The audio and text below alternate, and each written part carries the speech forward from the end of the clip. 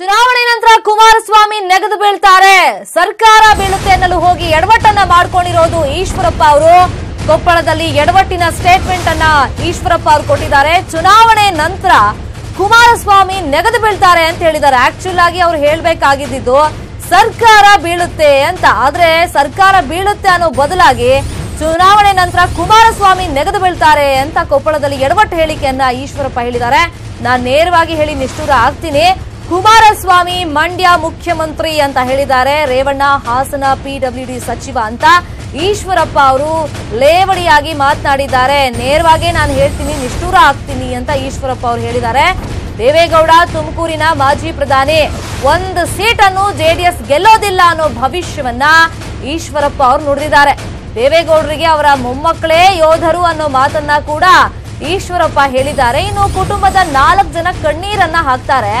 ಈ ನಾಟಕ ಬಹಳ ದಿನ ನಡೆಯಲ್ಲ ಬಿಡಿ ಅಂತ ಈಶ್ವರಪ್ಪ ಕೊಪ್ಪಳದಲ್ಲಿ ನಾಲ್ಗೆಯನ್ನ ಹರಿಬಿಟ್ಟಿದ್ದಾರೆ.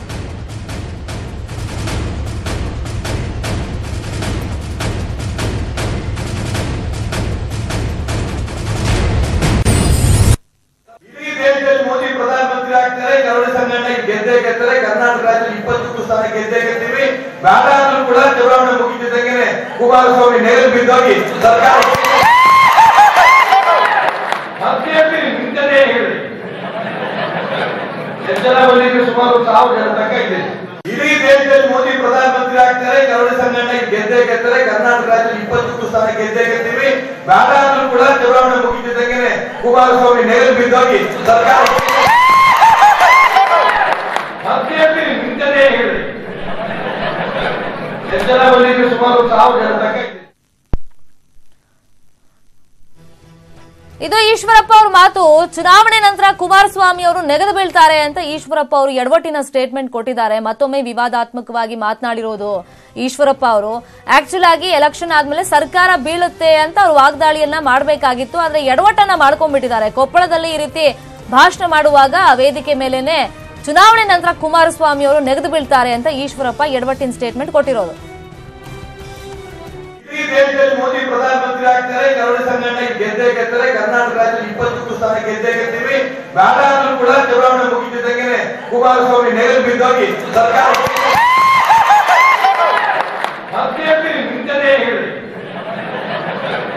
ಜನ ಬಂದಿದ್ರೆ ಸುಮಾರು 1000 ಜನ ತನಕ ಇದೆ. ಇಡೀ ದೇಶದಲ್ಲಿ ಮೋದಿ ಪ್ರಧಾನಮಂತ್ರಿ ಆಗ್ತಾರೆ, ಕನ್ನಡ ಸಂಘಟನೆ ಗೆದ್ದೇ ಗೆದ್ದರೆ, ಕರ್ನಾಟಕ ರಾಜ್ಯದಲ್ಲಿ 22 ಸ್ಥಾನ ಗೆದ್ದೇ ಗೆದ್ತೀವಿ. ಬೇಡ ಈಶ್ವರಪ್ಪ ಅವರ ಸ್ಟೇಟ್ಮೆಂಟ್ ಬಗ್ಗೆ ರಿಯಾಕ್ಷನ್ ಕೊಡೋದಕ್ಕೆ ನಮ್ಮ ಜೊತೆ JDS ರಾಜ್ಯಾಧ್ಯಕ್ಷ H. ವಿಶ್ವನಾಥ್ ಅವರು ಫೋನ್ ಸಂಪರ್ಕದಲ್ಲಿ ಜಾಯ್ನ್ ಆಗಿದ್ದಾರೆ. H. ವಿಶ್ವನಾಥ್ ಅವರೇ, ಈಶ್ವರಪ್ಪ ಅವರು ಕೊಪ್ಪಳದಲ್ಲಿ ಮಾತನಾಡಿದ ಬಹುಶಃ ನಿಮ್ ಗಮನಕ್ಕೂ ಬಂದಿರುತ್ತೆ. ಎಲೆಕ್ಷನ್ ಆದ್ಮೇಲೆ ಸರ್ಕಾರ ಬಿದ್ದೋಗುತ್ತೆ ಅಂತ ಹೇಳೋಕ್ ಹೋಗಿ ಕುಮಾರಸ್ವಾಮಿ ಅವರು ಎಲೆಕ್ಷನ್ ಆದ್ಮೇಲೆ ನೆಗೆದು ಬೀಳ್ತಾರೆ ಅಂತ ಈಶ್ವರಪ್ಪ ಹೇಳಿದ್ದಾರೆ. ನಿಮ್ ರಿಯಾಕ್ಷನ್ ಇದಕ್ಕೆ? ಹಲೋ, ಕೇಳಿಸ್ತಾ ಇದೆಯಾ ಸರ್? ಕೇಳಿಸ್ತಾ ಇದೆ. ನಾನು YSV ದತ್ತ ಮಾತಾಡೋದು. ಓಕೆ ಸಾರಿ ಸರ್, ಹೇಳಿ ಸರ್, ನಿಮ್ ರಿಯಾಕ್ಷನ್ ಏನ್ ಸರ್ ಇದಕ್ಕೆ? ಅದೇ ಈಗ ಏನಾಗಿದೆ ಅಂದ್ರೆ ಅಸಹ್ಯದ ಮಟ್ಟ ಬಂದಿದೆ. ರಾಜಕಾರಣಿಗಳಿಗೆ ತಮ್ಮ ನಾಲಿಗೆ, ತಮ್ಮ ಸಂಸ್ಕಾರ, ತಮ್ಮ ಸೂಕ್ಷ್ಮತೆನ ಮರೆತು ಬಿಟ್ಟಿದ್ದಾರೆ. ಇವತ್ತು ಯಾವ ಮಟ್ಟಕ್ಕೆ ಎಲ್ಲ ಕಡೆನಲ್ಲೂ ಕೂಡ ಭಾಷೆಯ ಬಳಕೆ ಆಗ್ತಾ ಇದೆ.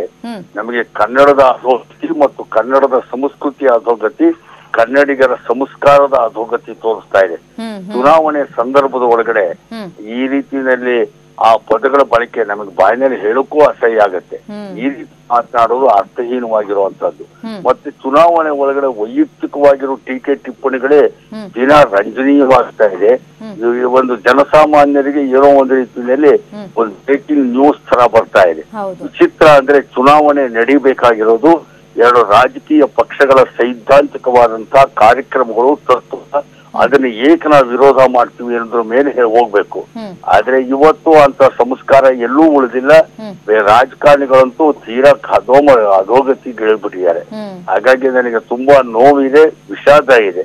ಈಗ ಕುಮಾರಸ್ವಾಮಿ ಸರ್ಕಾರ ಬಿದ್ದು ಹೋಗುತ್ತೆ, ಕುಮಾರಸ್ವಾಮಿ ಅವರು ಇರೋದಿಲ್ಲ, ನಾಳೆ ರಾಜಕೀಯ ವಿಪ್ಲವಗಳಾಗುತ್ತೆ ಅಂತ ಹೇಳೋ ಭಾಷೆ ಬೇರೆ, ಕುಮಾರಸ್ವಾಮಿ ನೆಗೆದು ಬೀಳ್ತಾರೆ ಅಂತ ಹೇಳೋ ಭಾಷೆ ಬೇರೆ. ಈ ಭಾಷೆಗಳಿಗೆ ಸ್ವಲ್ಪನಾರು ಏನ್ ಹೇಳ, ಇದು ನಾಲಿಗೆ ಕುಲವನ್ನು ಹೊರಹಿತು ಅಂತ ಯಾವುದೋ ಒಂದು ಹಳೆಗನ್ನಡ ಕಾವ್ಯದಲ್ಲಿ ಬರುತ್ತೆ. ಆದ್ರೆ ಇದು ಈಗ ಆ ಥರದ್ದು ಏನಿಲ್ವೇ ಇಲ್ಲ. ನಾಲಿಗೆನೆ ಈಗ ಒಂದು ರೀತಿಯಲ್ಲಿ ವಸ್ತ್ರವಾಗಿದೆ, ನಾಲಿಗೆನೆ ಒಂದು ರೀತಿಯಲ್ಲಿ ಎಲ್ಲ ಹತಾರಗಳಾಗಿದೆ. ನಾವೇನ್ ಮಾಡೋಣ? ಇನ್ನೊಂದು ವಿಚಾರ, ಈಗ ಕುಮಾರಸ್ವಾಮಿ ಅಂದ್ರೆ ಮಂಡ್ಯ ಮುಖ್ಯಮಂತ್ರಿ, ರೇವಣ್ಣ ಅಂದ್ರೆ ಹಾಸನ PW ಮಿನಿಸ್ಟ್ರು, ದೇವೇಗೌಡರು ಅಂದ್ರೆ ತುಮಕೂರಿಗೆ ಮಾಜಿ ಪ್ರಧಾನಿಗಳು, ಈ ರೀತಿ ಒಂದೊಂದೇ ವಾಕ್ಸಮರಗಳು. ಜೊತೆಗೆ JDS 1 ಸೀಟು ಗೆಲ್ಲಲ್ಲ ಅಂತ ಭವಿಷ್ಯ ಈಶ್ವರಪ್ಪ ಅವರು. JDS 1 ಸೀಟು ಗೆಲ್ಲಲ್ಲ ಅಂತ ಬಿಜೆಪಿ ಅವರು ಹೇಳೋದು, ನಾವು 28 ಸೀಟು ಗೆಲ್ತೀವಿ ಅಂತ ನಾವ್ ಹೇಳೋದು. ಅದು ರಾಜಕೀಯ ಒಳಗಡೆ ಎಲ್ಲರೂ ಅವರವರ ಪಕ್ಷದ ಬಗ್ಗೆ ಆತ್ಮವಿಶ್ವಾಸ ವ್ಯಕ್ತಪಡುತ್ತಾ ಇನ್ನೊಬ್ಬರ ಬಗ್ಗೆ ಅವ್ರು ಗೆಲ್ಲಲ್ಲ ನಾವು ಗೆಲ್ತೀವಿ ಅಂತ ಹೇಳ್ಕೊಳ್ಳೋದು ಬೇರೆ ಪ್ರಶ್ನೆ. ಆದ್ರೆ ವ್ಯಕ್ತಿಗತವಾಗಿ ಟೀಕೆ ಮಾಡೋದು ಇದೆಯಲ್ಲ, ಅದು ದೊಡ್ಡ ತಪ್ಪು. ಈಗ ನಾವು ಕುಮಾರಸ್ವಾಮಿ ಬರೀ ಮಂಡ್ಯ ಮುಖ್ಯಮಂತ್ರಿ ಅಂತ ಹೇಳ್ತಾನೆ ಅಂದ್ರೆ, ಹಾಗಾದ್ರೆ ಕುಮಾರಸ್ವಾಮಿ ಅವರು ಇಡೀ ರಾಜ್ಯಕ್ಕೆ ಇವತ್ತು ರೈತರ ಸಾಲ ಮನ್ನಾ ಮಾಡಿದ್ದಾರೆ. ಎಲ್ಲಾರ ಭಾಗದ ಉತ್ತರ ಕರ್ನಾಟಕದಲ್ಲಿ ಬೀದರಿಂದ ಹಿಡಿದು ಚಾಮರಾಜನಗರದವರೆಗೆ, ಮಂಗಳೂರಿಂದ ಹಿಡಿದು ಚಿಕ್ಕಬಳ್ಳಾಪುರದವರೆಗೆ ರೈತರುಗಳು ಫಲಾನುಭವಿಗಳಾಗಿಲ್ವಾ? ಬಜೆಟ್ ಒಳಗಡೆನಲ್ಲಿ ಎಲ್ಲಾ ಭಾಗದಲ್ಲಿ ಅದು ಬಿಜೆಪಿ MLAಗಳಿರೋ ಕ್ಷೇತ್ರಗಳಿಗೂ ಕೂಡ ಕೋಟಿಗಟ್ಟಲೆ ಅನುದಾನ ಕೊಟ್ಟಿಲ್ವಾ? ಹಾಗಾಗಿ ಇದು ಟೀಕೆ ಮಾಡಬಹುದು. ಕುಮಾರಸ್ವಾಮಿ ಅವರ ಮಗ ಮಂಡ್ಯದಲ್ಲಿ ನಿಂತ ತಕ್ಷಣ ಕುಮಾರಸ್ವಾಮಿ ಮಂಡ್ಯ ಮುಖ್ಯಮಂತ್ರಿ ಇರೋದು, ದೇವೇಗೌಡರು ತುಮಕೂರಲ್ಲಿ ನಿಂತ್ಕೊಂಡ ತಕ್ಷಣ ದೇವೇಗೌಡರು ಬರೀ ತುಮಕೂರಿಗೆ ಮಾಜಿ ಪ್ರಧಾನಿ ಇರೋದು.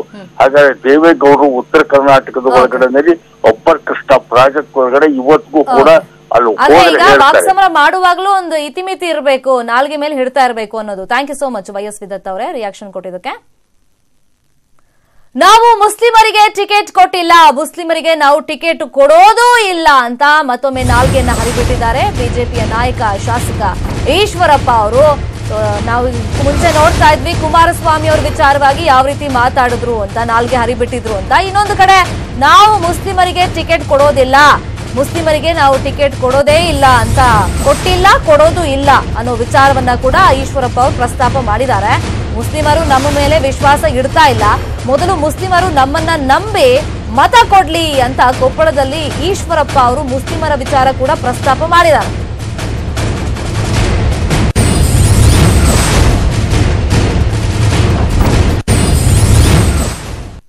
ಕಾಂಗ್ರೆಸ್ ಪಕ್ಷದ ಟಿಕೆಟ್ ಕೂಡ ನಿರಾಕರಣೆ ಮಾಡ್ತಾ ಇದ್ದಾರೆ. ಇದು ಅನ್ಸಾರಿ ಸಾಹೇಬ್ರಿಗೆ ಅರ್ಥ ಆಗಬೇಕು, ನನಗಲ್ಲ. ನಿಮ್ಮನ್ನು ವೋಟ್ ಮಾತ್ರ ಪಡ್ಕೊಂಡಿದ್ದಾರೆ, ವೋಟ್ ಬ್ಯಾಂಕ್. ನಿಮ್ಗೆ ಟಿಕೆಟ್ ಇಲ್ಲ, ಇಂಥದ್ದಿಲ್ಲ. ಇದು ಅವ್ರು ಅರ್ಥ ಮಾಡ್ಕೋತೀರ, ಸಂತೋಷ. ನಾವಂತೂ ಕೊಡಲ್ಲ, ಮುಸಲ್ಮಾನರು ನಾವು ಟಿಕೆಟ್ ಕೊಡಲ್ಲ ಕರ್ನಾಟಕ ರಾಜ್ಯದಲ್ಲಿ. ಯಾಕೆ? ನೀವು ನಂಬಿಲ್ಲ. ನಮ್ಮನ್ನು ನಂಬಿ ನಮ್ಗೆ ಓಟ್ ಕೊಟ್ಟಾಗ ನಮ್ಮನ್ನು ಅರ್ಥ ಮಾಡ್ಕೊಂಡು ನಾವು ನೋಡ್ತೀವಿ. BJP ಕಚೇರಿ ಬಂದು ನಮ್ಮ ಪಕ್ಷದ ಕಚೇರಿನಲ್ಲಿ ಒಂದು ಕಸ ಹೊಡೆದು ಪಾರ್ಟಿ ಕೆಲಸ ಮಾಡಿ ಒಂದು 10 ವರ್ಷಕ್ಕೆ ಮಾಡಲಿ, ಆಮೇಲೆ ಅನ್ಸರಿ ಟಿಕೆಟ್ ಕೊಡಬೇಕು ಬೇಡ ಅಂತ ಕೊಪ್ಪಳದ ಜನ ತೀರ್ಮಾನ ಮಾಡಿದ್ರೆ ನೋಡೋಣ.